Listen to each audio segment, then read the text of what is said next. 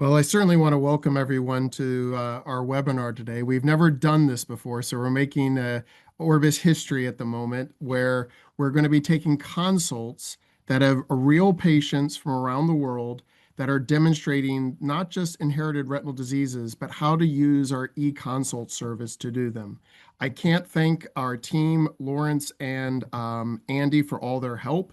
And certainly, I want to take a minute and thank our professor, Dr. Alex Levin. I've worked with him around the world. He and I started this concept of using Cybersight to not only teach about ocular genetics, but use his expertise and use our Cybersight platform to do consults. So just for everyone, I know everyone's on Cybersight at the moment. I always think about Cybersight as CCC, just like your continuous capsulinear curve, continuous capsulorhexis. Everyone knows about the consults, everyone knows about the content, and everyone knows about the courses. I find most people are not using the consult service as much as they could. We've had unbelievable growth since the COVID pandemic, and you can see that we now have over 100,000 registered users. So the reach of Cybersight is just incredible, and now we're taking talent from around the world to give webinars and to help with our consult service. Certainly, one of the things that I think you'll see more and more of over the next 10 years in our field is the concept of ocular genetics. So certainly, the field of genetics is exploding. Out of all the fields of medicine, the first to have FDA approval for gene therapy is ophthalmology, and we'll talk about these diseases.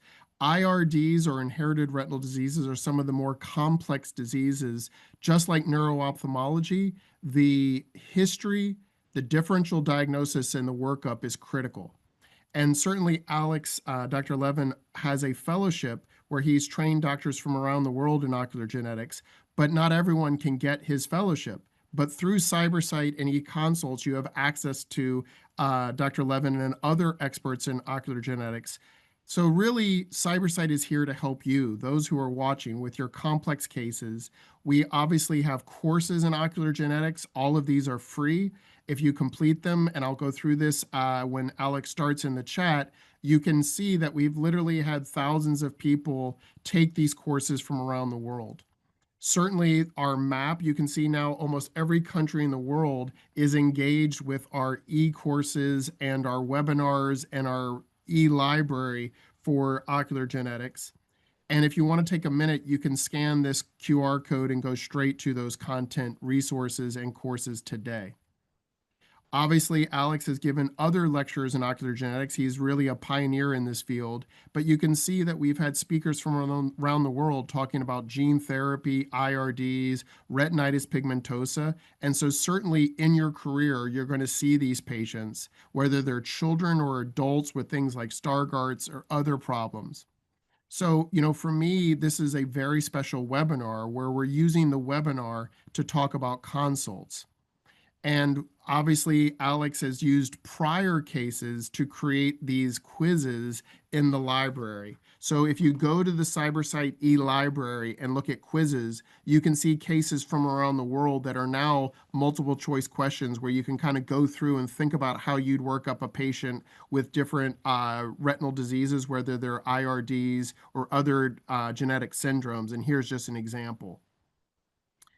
But what I really am excited about, and I want to take a minute to thank Alex, we're now beginning to take consults from around the world and helping people with some of the most complex cases. And how are we now leveraging this incredible technology with ocular genetics to give these patients and their families a diagnosis and a way forward? So you can click on this QR code to submit cases. I will say that we're only allowing consults from low to middle income countries, and I'll send that in the link of which countries are included. If you have any questions about how to register to do consults or have any questions about Cybersight in general, you can go to support@cybersight.org. So really today is taking some real cases that Dr. Levin has worked with some of his former fellows and some of their fellows. So he's now a grandfather to a lot of ocular genetics fellows. And one of the things I also want to remind people that in about a month's time, on November 10th, we're having another Cybersight webinar on how to use our consult service. I find that that is by far the most underutilized opportunity and resource on the platform. Even though ocular genetics and gene therapy is all very exciting, submitting a consult without the fundamentals. I'm amazed at how many times we'll have people submit consults where there's not a refraction, or they haven't done extraocular movements or made notations about nystagmus. This is one of those, like I said earlier, this is one of those cases where you need a very detailed history. For example, the child's birth history or family history, or genetic counselors. Knowing things like the past medical history is very important. So as you're starting to use the Cybersight consults to help manage patients with inherited retinal diseases or other ocular genetic cases, please don't forget that, like any consult, they're only as good as the data and the organized workup. So please take your time if you're going to submit these cases so that Alex or other professors get very clear patient histories, family histories, etc. So I'm going to ask Alex, after he goes through the 5 cases that we've taken from around the world, to end his presentation and discussions about the things that he really needs from a good consult to give you, the Cybersight audience, the best possible consult and resources. So I'm going to stop screen sharing and pass the baton to Alex. I can't thank him enough, not only for joining us today on another great Cybersight webinar, but really he has been the one pioneering and leading the charge for ocular genetics, not just on Cybersight, but with our Orbis program. So over to you, Dr. Levin. Thanks very much, Hunter. I'm going to share my screen, but before I do that, let me just make a couple comments. One is Cybersight is an amazing opportunity. It is content in every single area of ophthalmology, not just for physicians, but for biomedical technicians, for nurses, for ophthalmic techs. And you have this cornucopia of webinars, of quizzes. And the quizzes were made largely by my former fellows from all over the world, in every area of content, not just genetics. We got in plastics, in pathology, in every single element of ophthalmology. You've got course content where you can take courses. So it's a really powerful tool. And the consult service is amazing. You can put in a consult, and within 24 hours, you will have a response on any topic in ophthalmology from an expert in the field. And in ocular genetics, which we're building now, we are developing mentors from around the world in your regions who can answer queries as well. So it's a great place to get a quick curbside consult with some good information. So Dr. Di Guimarães is a former fellow now in Brazil. He's a brilliant ocular geneticist. He trained with me and then in more fields, and he put through this case. And I think it illustrates a few things. Number one, just to start, you don't have to be a world-leading ocular geneticist like Dr. Di Guimarães to put in a case, number one. Number two, no matter what your level of expertise is, you still have questions. I could use a consult every now and then, and I ask my friends for help with a case. So anybody is fair game. No question is too low. No question is too high. We can do anything. And although we're doing mostly IRDs today, it can be any area of genetics: retinoblastoma, cataract genetics, anterior segment genetics, plastics genetics, strabismus genetics. We're happy to answer. So let me just collapse my screen here so I can see what I'm reading to you. There you go. So this is the format. This is exactly what it looks like in Cybersight when a case comes through to me. The individual puts in, and Dr. Guimarães here tells me it's a 46-year-old male. Patient reports distortion in central vision that started a few months ago. And right there is a very important point, because as we look at the history of how a case evolves, it often tells us, for example, it's unlikely that this patient has retinitis pigmentosa, where your peripheral or night vision go before your central vision. So I'm thinking already I've got something in the macula kind of region. I may be right, I may be wrong, we'll see. Had an older sister, has poor vision of unknown cause for more than 8 years, and a nephew, 40 years old, who's also been complaining of mild distortion. That's very important information. I'm thinking, well, could this be a dominant condition? Could it be a recessive condition? I'm trying to get some idea on that, listening to the family history.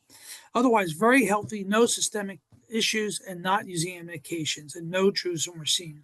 So we've got some key points of information. We have the age of the patient and the onset, not only the age of onset, but also the type of onset. What were the initial symptoms? We've got family history. We've got systemic history, number 3. And then we're going to go on to some other features, which is the phenotype. So as we scroll down, it's very simple. You put in the vision, it's good central vision to each eye. So that's a little bit odd because the complaint was distortion of central vision. And some basic eye examinations, some pressure, the anterior segments normal. And then you get the opportunity to make a best guess. So he's saying he thinks it's Best disease. And we'll get to the mentor diagnosis later. That doesn't come up. That's from later on. Best disease. And here's the key question. This is a critical thing in consult. What do you want from your consultant? He's asking, would we expect to see such an atrophic scarred fundus in the right eye of his sister? And should I follow the patient up more frequently? 2 clear, easy questions that are asked. And let's look at the eye. So here's the proband. That is the presenting person. And I'm going to click on this picture, and you can see we have a healthy optic nerve, healthy blood vessels, basically a healthy retina with a clear vitelliform lesion in the fovea and the macula there in that eye. And if we look at the proband's other eye, we see a similar picture. Now we can see the settling of the lipofuscin that's underneath the retina. This is a kind of classic Best disease presentation. We'll get back to that in a second. The thing that's troubling Dr. DeGramaris is this is the sister. Now, this is an autosomal dominant disorder, and we would expect it to be running through the family in that way. But the sister's left eye, I'll show you first, looks like this, where we see the scarred atrophic late-stage disease of Best disease with an otherwise normal fundus, where we get pigment and scarring where that lesion was or had been. And if we go to the other eye, here's the trouble. That certainly doesn't look like Best. Best disease is a very focal disorder in the fovea where we see a localized lesion, and this is a more widespread pigmentary disruption of almost the entire macula, maybe even some subretinal fibrosis out here. No clear flecks anywhere else in the retina, he pointed out. Something more widespread appears to be going on. So he's asking me, he said, well, it's dominant. Sister could be affected. We don't have any information on the parents' dominant disorder. But look, this doesn't look like the disease that she's purported to have. Why are the 2 eyes asymmetric? How do we explain that? So my thinking is reflected in my reply. So your consultant gets the reply. And let's read together what I wrote and discuss it as we go. Thanks for sending this in. Interesting case. You have certainly demonstrated the value of examining family members, right?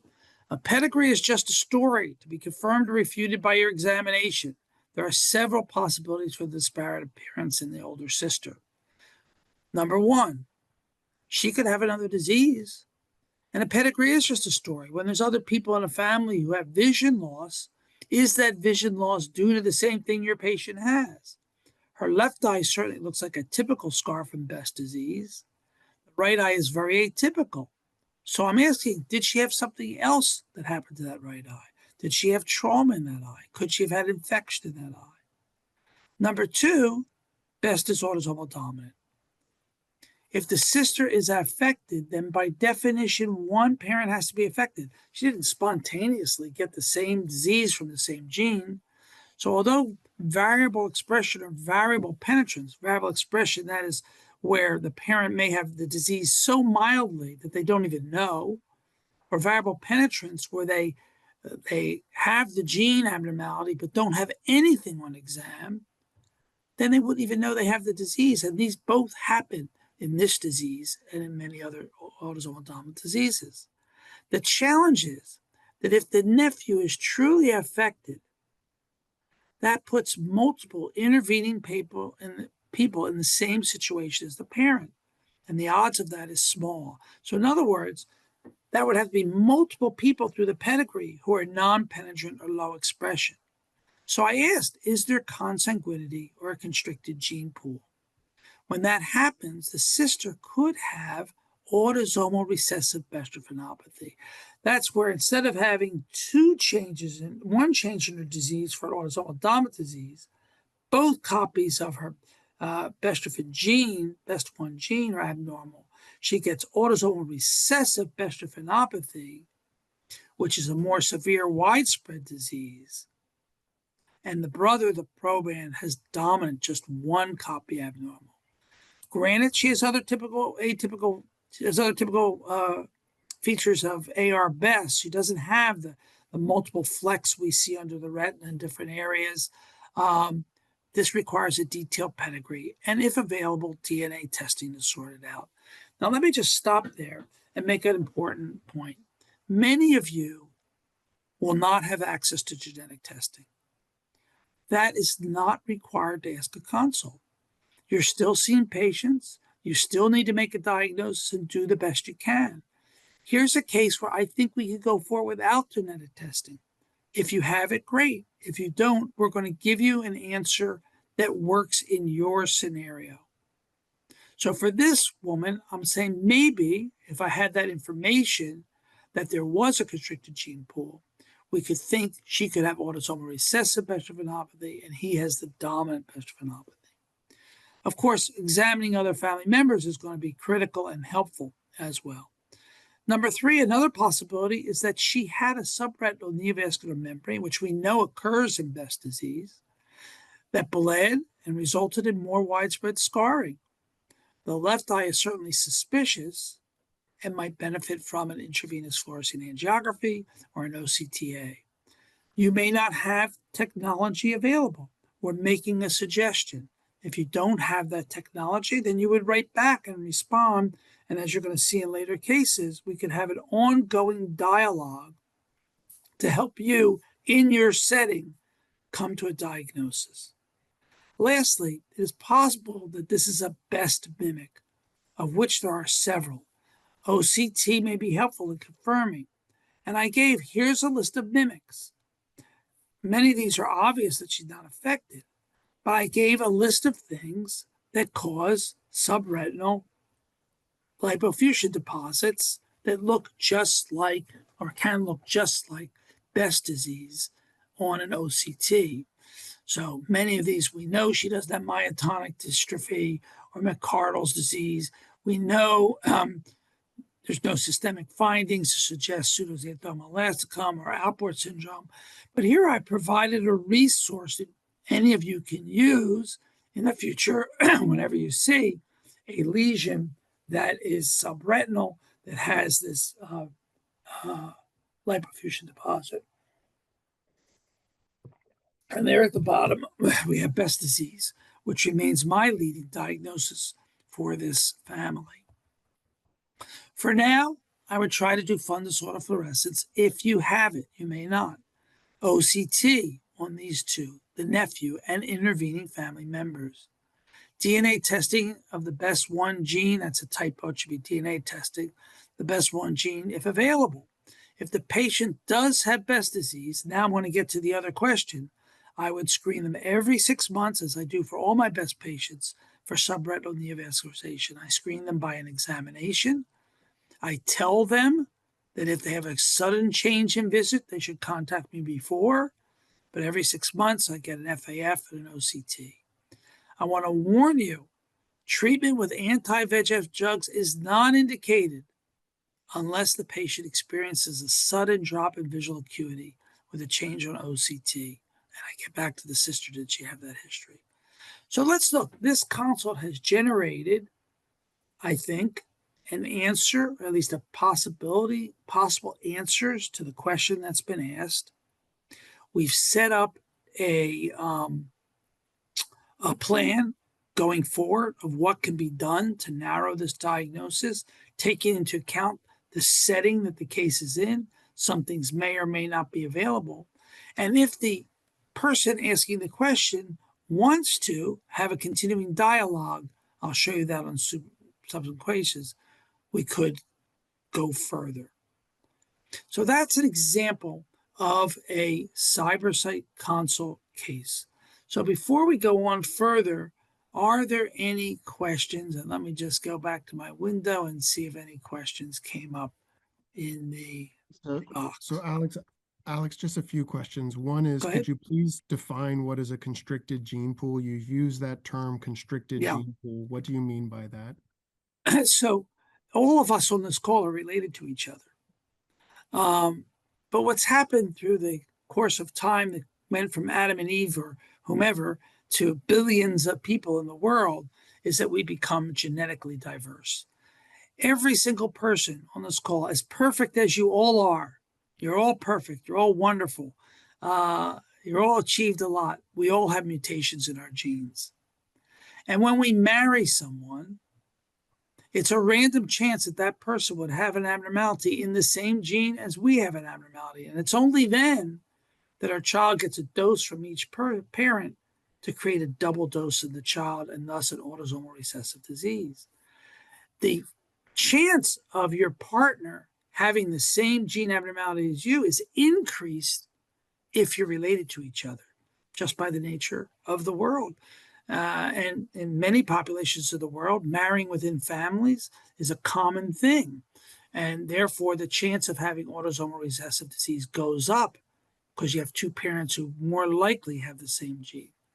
You don't have to marry a relative to do that. If you live in a constricted gene pool, that is, your partners are picked without knowingly being related, but let's say you're on an isolated island, or let's say you're in a small population, Ashkenazi Jews are 0.2% of the world. Let's say you come from the same tribe, even though you're not related, or maybe geographically. I had a patient from Africa. He married a woman from another tribe, but she lived across the little bridge, walking bridge over the stream on the other side. Those are constricted gene pools. It increases the chance that you're partnering with someone who has a gene abnormality in the same gene. Yeah, so you're also getting compliments in the chat about your glasses, the square and the circle. Another That's a question male that and a female. It's was, my pedigree on my face. Okay, and then another one. So a constricted gene pool is where the gene pool is constricted or confined either by consanguinity or geography, like Tangier Island, where there's Tangier's disease. One of the questions was about, do you ever use EOG or ERG for the workup of Best disease? And then the second thing was, what should you look out for over the next 6 months? What would you do with this patient for follow-up? So EOG, ERG, and what is the follow-up for this patient? EOG can be very helpful. We know the EOG is fairly specific for Best disease. It's not readily available. There's some difficulty. The patient has to be able to take the test. Young children can't do the test, but it can be useful in increasing your confidence in your diagnosis. It's most helpful, I find, in patients who have very little signs of the disease. A non-penetrant parent who has no findings on their examination may also have an abnormal EOG. So if you have access to it, it can be an additional adjunctive tool. As far as follow-up for this family, I would continue to follow up the proband, the male, the brother, every 6 months, like I do for all Best disease. And I would do the same for this female. I suggested a couple tests for his sister here to maybe see if she's had a NET or has evidence of a NET, OCTA, IVFA, but I would continue to follow her as well, especially now that she's down to one eye. We don't want that eye to have a subretinal bleed. And then very quickly, Alex, before we move on to the next, would you use an Amsler grid to follow the patient at home between visits? And what can be done for this what else can you do for this child or prenatal diagnostics? Is there anything else? So we're going to do, obviously, potentially EOG, ERG. We're going to see them sequentially over time. Would you use an Amsler grid at home? Is there anything else you do to work up this patient Yeah. or help this patient? This is a great conversation. By the way, this is the kind of conversation that the person asking the question can engage in on an ongoing basis. This communication could be endless, which is great. That's what we love in Cybersight. ERG is less helpful because it's normal in Best disease. I wouldn't expect it to be abnormal. Her blood vessels are not attenuated, so I wouldn't expect any effect on the rod system. It's less helpful. I think that, a very important question is being asked about what about preventing future pregnancies? Technology is available with DNA diagnosis to do something called pre-implantation genetic diagnosis, where you in vitro fertilize and only put in eggs that don't carry the disease. That's available. That is a high-level technique and may not be available in many countries. But the important thing is it shows you the context, the importance, the excuse the pun, the penetrance in families of ocular genetic disease, what questions they're asking, how hard they are, and how we have to be able to answer these questions when we don't have DNA testing available for families, how to counsel them. The risk of this man having a child is 50% for each pregnancy, whether it's a boy or a girl. It's a dominant disorder. If he marries someone in the same community, they could have an autosomal recessive bestrophinopathy child. The risk is going up. So all of that counseling depends on an accurate diagnosis, and that's where Cybersight consultation can come in handy. Why don't we move on to the next case? Yeah, I was going to say, let's move on to the next case, and I'll have a little bit more questions for you after the next case. Sure. This one comes from an excellent oncogeneticist in the Philippines, in Manila, Michelle Lingao. And she's going to ask us about a 3-year-old. Let me just close this window. Prior to consult, noted side vision problems and then gradual blurring of vision. Night vision problems were noted during high school. She's 68 years old, so long-standing night vision history, but they weren't that prominent. Has hypertension. Here's our systemic disease. Pre-diabetic, indigestion, no hearing loss. Review of systems otherwise unremarkable. No previous history of fever, hospitalizations. She gives me her pigmentary status, which will become relevant. Used to work as a scriptwriter of films, no family history of similar eye disease. So, we're getting a feel for the history over time, and there's consequently no family history in isolated case. The patient sees 2500 in the right eye, 2630 in the left eye, best corrected. Anterior segment exam is normal, no transillumination defects, has a cataract, senile cataract. And what we know is that they were able to get genetic testing. And it came back, it's one pathogenic variant in the oculocutaneous albinism 2, the P gene it's called. She gives me the change and the protein change, and it's heterozygous. And the question she's asking is the patient is a carrier of a pathogenic OCA2 variant, but this variant is not consistent with the patient's phenotype. OCA2 is recessive, and the patient carries only one pathogenic variant. So you need 2 abnormal copies to get the disease. She only has 1. It's possible this may be an incidental finding. Questions are, is this possible cone rod dystrophy, or is this fundus consistent with more of a metabolic condition? However, there's lack of systemic findings, which may point out to a metabolic cause. Number 2, could whole exome sequencing be the next step? Well, let's see what happened. And I'll let you know that this is done on a panel test, and we'll get back to that. So let's take a look at the patient. Here's the fundus photo. And it's turned, but that's fine. And what we see is a lot of pigment in the fundus, normal pigmentation. The vessels are pretty normal. We'll get back to this in a second. Here's another view of the fundus. And it looks like there's flecks, doesn't it? Looks like there's all these flecks or some kind of surround. At least that's what I'm getting from the photo. Am I right? Am I wrong? The photos don't have to be superb, high-tech, award-winning quality pictures. We can work with whatever you got and ask questions back and forth to get the answer. I'm just going to show you a couple other things. We'll skip the field, but we can see that here's from the ERG that the flicker is reduced. This should be kind of like as I'm tracing here.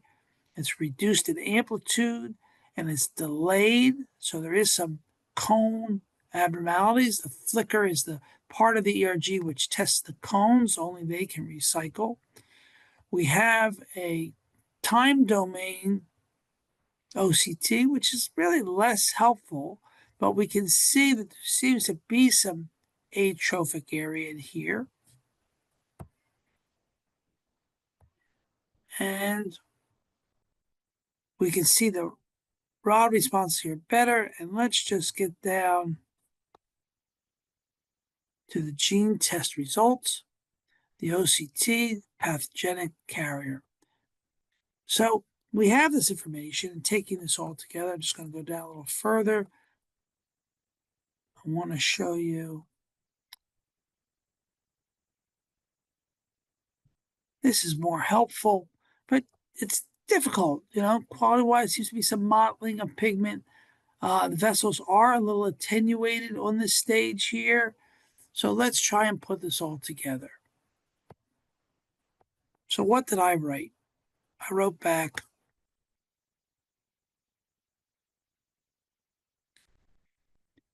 yes, I agree that the OCA2 is an incidental finding of a carrier unrelated to the eye condition.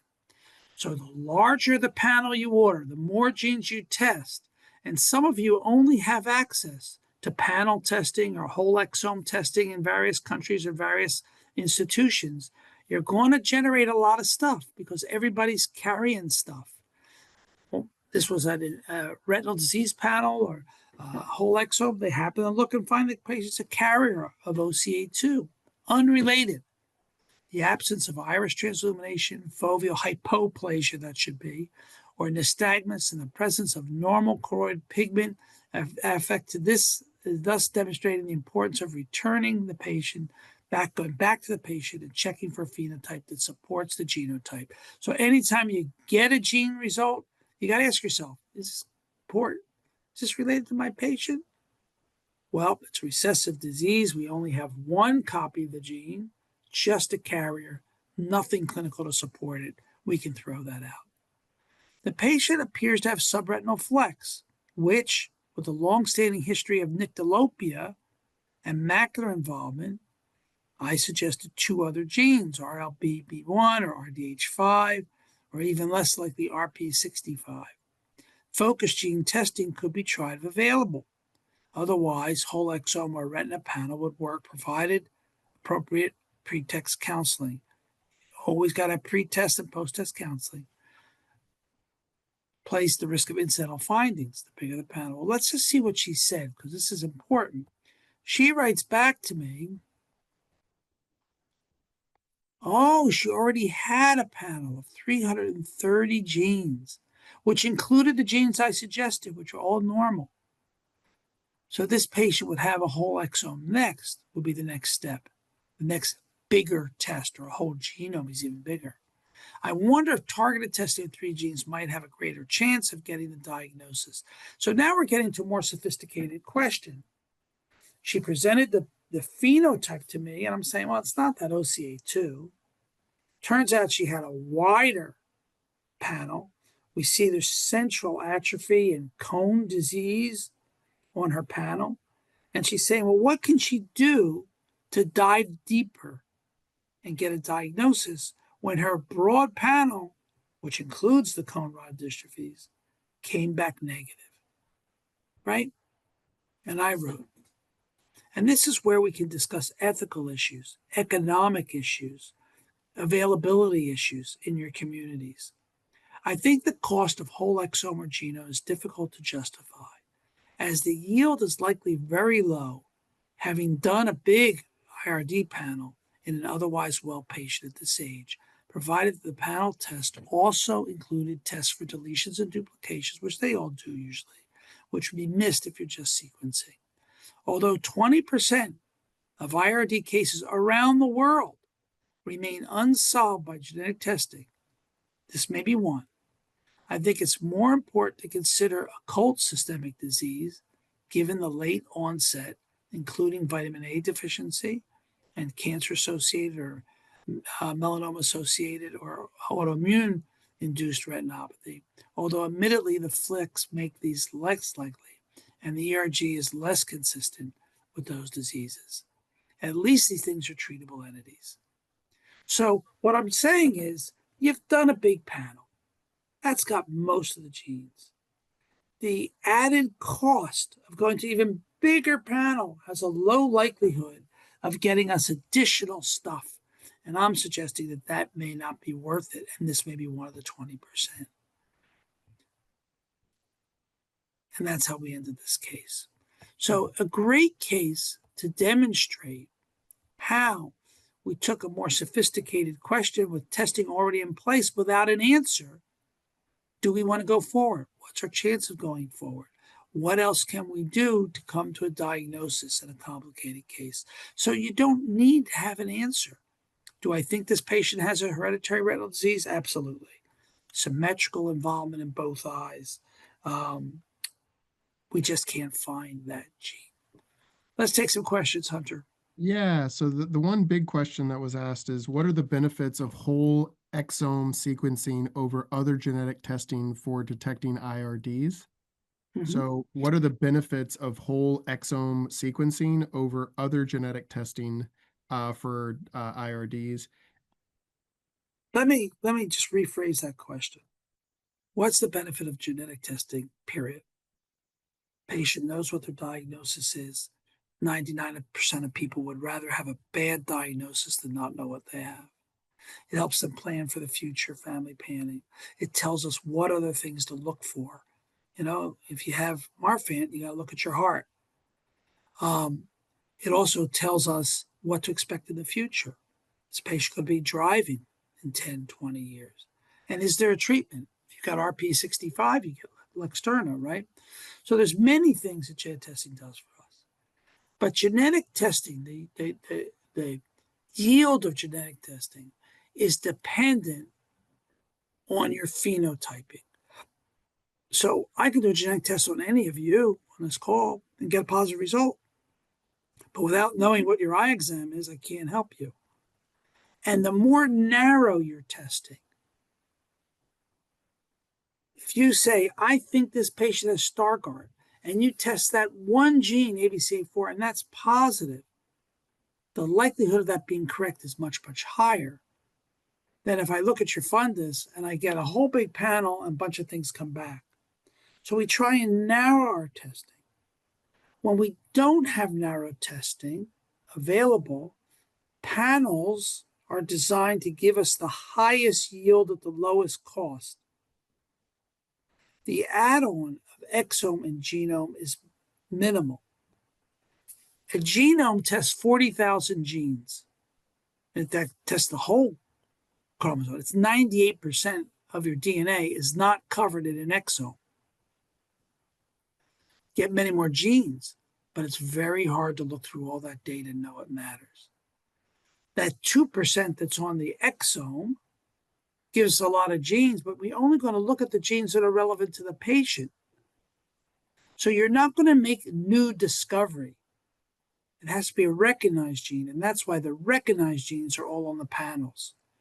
And you don't get much added value from whole exome and whole genome until you get into the research mode of really digging deep, if you have those resources, to make a new discovery. And so, Alex, one last question before we move on to the next case. How would you approach a patient who is the only affected member in the family, but genetic testing suggests an inherited condition? So there's a patient who shows up, there's no other family member affected when you do the history and analysis, but there, is genetic testing that shows that it is an inherited condition. How would you approach that? Yeah, remember that a sporadic disease, a disease that occurs for the first time in a family, can be inherited from a parent that is affected and either doesn't know they're affected or fails to disclose, or from both parents who are carriers, X-linked recessive disease, a mother could be a carrier. That's one possibility. It can also occur because that's the first person in the family to have it, but it could still be genetic that they could pass on. So when we have an inherited retinal disease, that's when we start to examine other family members, where applicable, based on the history, to see if they have something. I have a patient in my practice who had aniridia, and her mother was never examined. She had 2 kids. And lo and behold, she has complete aniridia with 20/40 vision, no nystagmus, never knew her whole life she had no iris, just thought she had dark eyes. No one ever asked about her parents. Turns out her parents met at the school for the blind. One of them had aniridia. So unless you look at family members, you never know. And examining parents is the first place we start. With DNA, we do the same thing. We get the DNA on the patient, we find the result, then we appropriately test family members, what's called cascade testing, to evaluate them. Each patient is connected to a family, and we want to evaluate that family for their risk and affectation. Great answer, Alex. I think we're ready for case number 3, if you are. Here we go. Another one from the Philippines. 10-year-old, blurry vision since she was 4 years old. Described as broken vision, some night vision problems, but not so significant. No hearing loss, review of systems unremarkable, basically an unremarkable pedigree as well. No other family history of a note. And if we go down, we see that she's 20/30 in one eye and hand motion the other. And right there, I'm saying, is this genetic? Because genetic disease is often symmetric between the 2 eyes.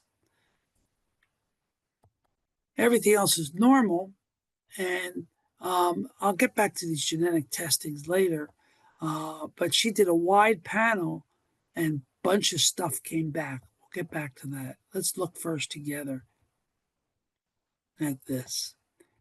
Here is the patient's eye.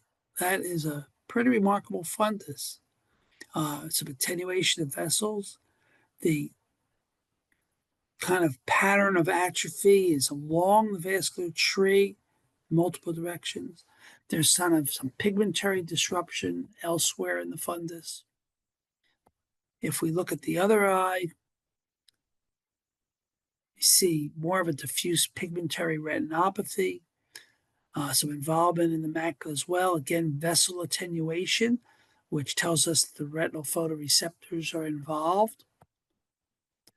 If we look at her OCT, it's a little small, but we see a loss of the outer nuclear layer there. If we look here, we can really dramatically see in the fundus autofluorescence this black area with a hyper-autofluorescent ring corresponding to the findings in the fundus. And other information was provided. And for the sake of time, I'm going to skip over, except to show you this fundus image right here. And you can see the pigmentary retinopathy. Let's look at the gene test results, and then we'll go back to the question. You did a big panel, you get a lot of variants. Variants of unknown significance, we don't know what they do. 2 in the same gene, 1 in another gene, 1 in the gene for Usher syndrome, but this patient isn't deaf. Myo7A, which is type 1 Usher, severe deafness at birth, recessive disease. We've got 1 allele, not the other copy. So maybe just a carrier. So let's go back up and see what's being asked. The identified VUS genes, variants of unknown significance, do not seem to match the phenotype. She's absolutely right. The asymmetry of the vision between the right and left eye is significant. Absolutely right. Also known as the prominent retinal changes along the vascular arcades. Should we consider other conditions? In other words, is this even a genetic condition at all? And I chose this case because it demonstrates that it doesn't have to be a genetic condition for you to put in a genetics consult if genetics is still in the question. That is, genetic testing was done. What does it mean? And I wrote back, the striking asymmetry tells us this is almost certainly not genetic. The two eyes look very different from each other.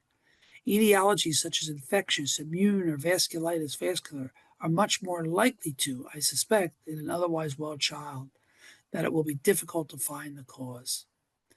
Perhaps the basic rheumatology lab panel and tests for titers for common cause of infectious retinitis in your country might be useful.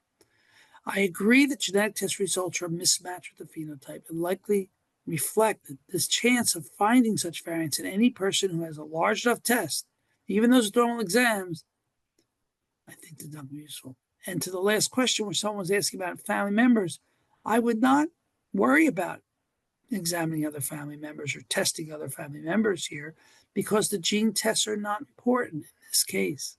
At the very most, although there's an absence of family members similarly affected, any family member with unexplained, uncorrectable vision loss should be examined. So what I'm saying is, you did a big panel, it came back negative. You got a bunch of unrelated results.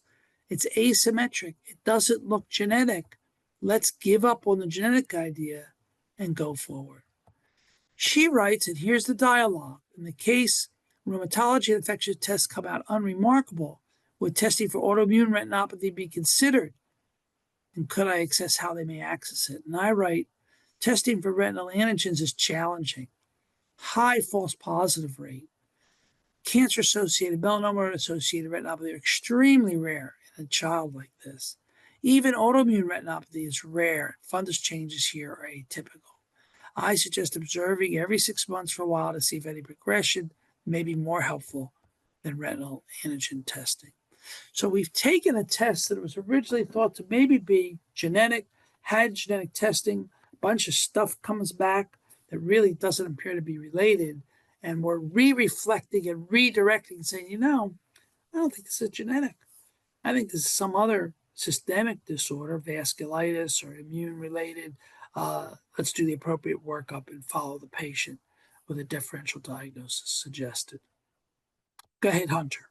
That's a great, and Dr. Shetty just literally hit a question that I was having. I think Dr. Shetty agrees that this does not look genetic, but given this picture, is rubella retinopathy a differential in the differential diagnosis? So if you saw this patient on an Orbis program or in your clinic, would you also include rubella retinopathy in this differential diagnosis? A very timely question, not just around the world, but in the United States where vaccines are being eliminated. We're going to see more and more rubella retinopathy. And I must say that if you wrote, I want to call the attention to one of the things I wrote in my reply. And titers for common causes of infectious retinitis in your country might be useful. So when we're thinking about immune-related or infection-related diseases, each country has its own commonalities. And I would definitely put congenital rubella. The problem is that congenital rubella retinopathy, in my experience, and granted, I see a lot less than some of the people on this call do, doesn't occur that often in the absence of cataract, in the absence of developmental delay, in the absence of other signs of congenital retinopathy. You rarely get the syndromic of congenital rubella syndrome with just retinopathy. So that would make that less likely. Just looking at it, could be possible? Sure. Of course, the kid is a little bit old now to make a titer-based diagnosis. So I'm thinking that's less likely. And one has to look locally at what is common in your country to arrive at the appropriate workup. That's perfect, Alex. And I think we're ready now for case number 4. This one comes from Thailand, former fellow, Dr. Wang Tramne. She's a wonderful ocular geneticist. And I should just say that one of the things that Orbis is doing is we are doing, as we enlarge our ocular genetics patient program, is we are visiting countries to do what's called a hospital-based program. Many of you are familiar with the Flying Eye Hospital where we do surgery, etc. But we made our first ever ocular genetics hospital-based program where we went to Thailand and my genetic counselor came with me and we spent a whole week seeing patients, doing consults, teaching didactic ocular genetics, and also working with that community to help develop resources for genetic testing. So that's another thing that's available through Orbis to interested countries. This is a 3-year-old child, difficult seeing objects in low light for the past year, and looks up things close, and poor sight at night. Otherwise healthy, family history unremarkable. Vision, we can see she's gotten unsteady, poor fixation. The rest of the anterior segment examination is normal, but she has subretinal fibrosis in both. And when I show you these pictures, they're quite dramatic. We have this pattern of subretinal fibrosis. That's pretty striking, very symmetric between the two eyes, suggests a genetic disorder. What could this be? And we look here, we can see on OCT these patches of subretinal fibrosis. You'll notice the photoreceptors are pretty good, the outer nuclear layer over that, although they peter out over here to the left as well. And she tells us the genetic testing, so they already did genetic testing, and you do not have to do genetic testing to get a Cybersight Consult, came with two pathogenic variants in this gene, PNPLA6. Compound heterozygous means there's a different mutation on each copy of the patient's gene. And here's what I wrote. The symmetry of the two eyes certainly speaks to a genetic disease. Subretinal fibrosis is an important phenotypic feature which can help lead to a gene. I listed genes which are known to be characterized by subretinal fibrosis. And look, one of them is this gene. That your genotype matches the phenotype increases the certainty that your genotype is correct. In other words, you got the right disease on your test. And they tested using a panel or a whole exome. If the patient has two different mutations, then it's important to test the parents to ensure that both mutations are actually on opposite copies of the gene. Because if they're both on the same copy of the gene for an autosomal recessive disease, then you're missing the copy on the other chromosome. And sure enough, if you test the parents and each one carries one, then you know that the patient's got different mutations on different copies of the gene. And then I go on to write that PNPLA6 often presents with chorioretinal dystrophy, which may be part of a systemic condition. And I listed the many syndromes which are associated with disease. And that tells us, as I said earlier, the reason we do genetic testing, we have to look for multiple pituitary defects, cerebellar ataxia, paraplegia, short stature, polyneuropathy, developmental delay. Your case illustrates the importance of gene testing to inform you what systemic workup is needed. And I would recommend a brain MRI, endocrine evaluation, and if symptomatic, a neurology consultation. So this really gives us a look. Again, genetic testing was done, but the question is, do the results match the patient? After genetic testing, you always go back to the patient. And sure enough, this is a match. This is what the disease looks like. The gene testing tells us what else we have to look like.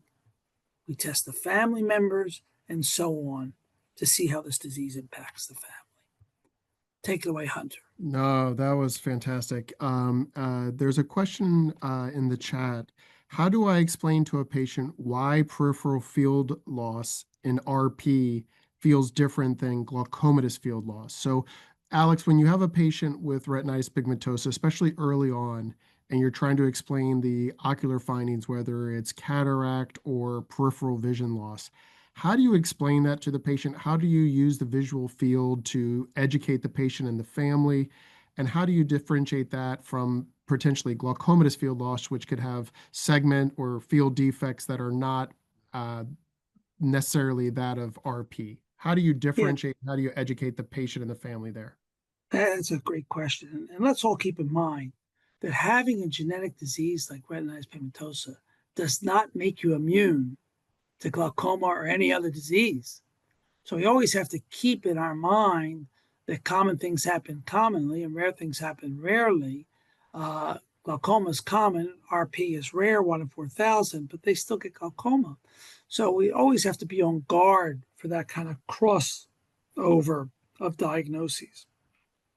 And obviously, with glaucoma, you're taking the pressure, and you have other signs of glaucomatous change in the optic nerve that helps you sort out one from the other. But the field loss issue is difficult. And there are characteristic ways that the field is constricted in one versus the other that help you to differentiate the two. For example, in RP, you get a central isoptic constriction, often with a temporal island of field that's left. The progression is the central isopters constrict. You get a donut scotoma left, then last you lose your temporal island. So that can help you. I often use the visual field, and we use Goldman visual fields, which I know are not available in many countries, but are the best for these diseases. I put the pedigree up, the field up, and I look at the patient. Say it's a driving question. I say, let's say, here's your field, both eyes open, and I draw on the pedigree. Here is a woman pushing her baby carriage, and she gets to this blank spot into your scotoma. You don't see her. You kill her with your car. I use that to help patients understand what they're seeing and its impact on their safety and the environment around them. So the field could be useful not only to make a diagnosis by watching patterns over time, but also in explaining to patients what's going on and why they see what they see.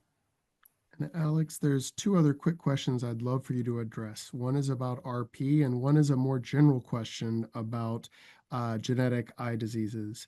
For RP, is the X-linked RP fast worsening or more rapidly progressing than the autosomal recessive? So just talk us through very briefly. I know we still have one more case to go and we have limited time.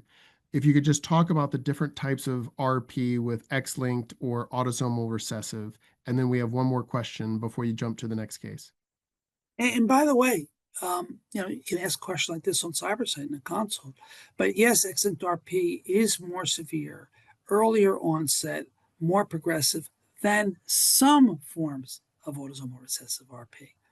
Now, there's well over a couple hundred forms of RP, and all separated by different genes, and each family, different progression. Some other forms of RP are very aggressive, early childhood onset RP. Others are slower. There's autosomal recessive RP that's late onset. So it depends on the genotype. What I would say is if you see a male with early progressive classic retinitis pigmentosa, the most common cause of an isolated male in a family is X-linked RP due to the mutation in the RPGR gene. So that can help you narrow your phenotype. Your pedigree, the history can help you narrow down your gene suspicions and thus give you more specific genetic interpretation. Yeah, I And love the that. other question, Yeah, and then the other question is a little different. This is going through your differential diagnosis and how you think of these cases. Must genetic defects or do ocular genetics diseases have to be bilateral? Are they always symmetric? Are they always bilateral? Or can you find presentations where there's asymmetry or even a unilateral presentation? the answer to any question that asks if something always happens is always no, because there's nothing that's always true. And there are rare cases of unilateral aniridia. I've seen unilateral Axenfeld-Rieger from mutations that occur just in the one eye, as opposed to in your bloodstream that affects both eyes. So, yes, the symmetry paradigm that we've talked about today is not a be all end all. Sometimes we have asymmetric disease, sometimes we have unilateral disease. Cataract, posterior lens conus can be autosomal dominant and just affect a family member in one eye. There are many reasons why this may occur. We're actually doing some research right now to try and understand that. but it doesn't absolutely rule out genetic disease, and we have to keep a broad differential. And then the last question, Alex, is a little more different. With climate change, environmental changes, do you see any of that stress? Let's just call it a diathesis stress model, where there's an underlying genetic predisposition. Do you see anything environmental accelerating genetic diseases? Are you seeing more and more genetic diseases because of mutagens in the environment or anything like that in your career? Or do you think right now, even in utero, there's not a clear case example of environmental health issues causing a genetic disease? Let's first take the premise that everything is genetic. Every single disease in ophthalmology is genetic. Even trauma is genetic because your response to trauma is determined by our genes, how we heal. Um, the environment does affect our genome through a process called epigenetics. Some of that is permanent changes, some of that can be transient changes on the expression of genes. I don't think I'm prepared to say there's been an overall change in our epigenetics influence, but it's happening, whether we recognize it or not. One example may be autism. The incidence of autism has gone up very, very high. We know there's genetic factors. Uh, People are very interested in what environmental factors may be contributing. We don't know the answer to that. It's led to a lot of political controversy. But yes, the environment does impact the genetic fate of humanity, and how that's going to play out is yet to be seen. Yeah, I think, they've shown how much the environment is going to be a health crisis for the generations ahead of us, and I think it's an important question. That's why I wanted to ask it. Yeah. I certainly want to get you to your last question. You've been answering the questions, a lot of compliments on your glasses and compliments to this webinar. So keep going with the eyeglasses and keep going with the cases. I think we're on our last case presentation, but I think you said it best, Dr. Alex, that if there are more questions, if there are cases you, the Cybersight community, have in your clinic where you'd love a second opinion or an expert opinion like Dr. Alex, all you have to do is submit an e-consult. And Dr. Levin has literally done dozens over the last few months preparing for this webinar. So I'm sure he would love to see the complicated cases you all have in your practices and in your community. So let's finish the webinar with your last case from one of your former fellows. Yeah, this is from India. Dr. Chanafar, who runs the oculogenetics program at LV Prasad, wonderful geneticist. And I must add, you cannot send us too many consults. You could send us thousands, and we'd be happy to do them. That's what we're there for. We are dedicated to do this for every country on the planet. And we realize that we can't make enough oculogeneticists to populate every country, but we can offer resources to help fill the gaps. And everybody sees genetic disease every day in your practice. And many questions you go home with at night, you could take 5 minutes to put in a consult, pop in some images, and get information back within 24 hours.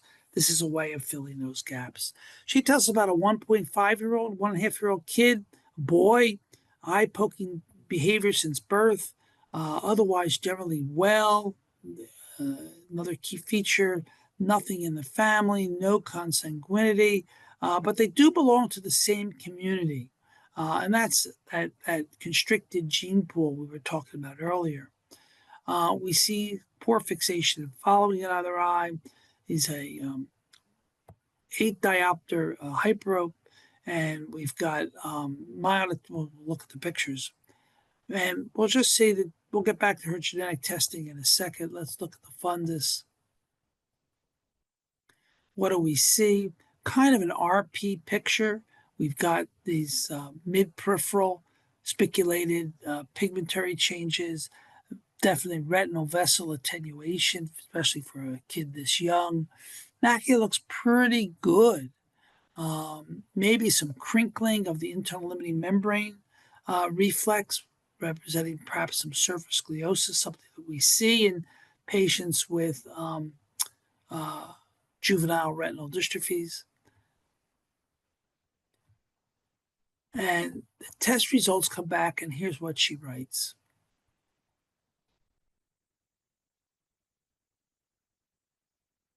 The genetic report identifies two variants in this gene called GUCY2D, often called JUCY2D.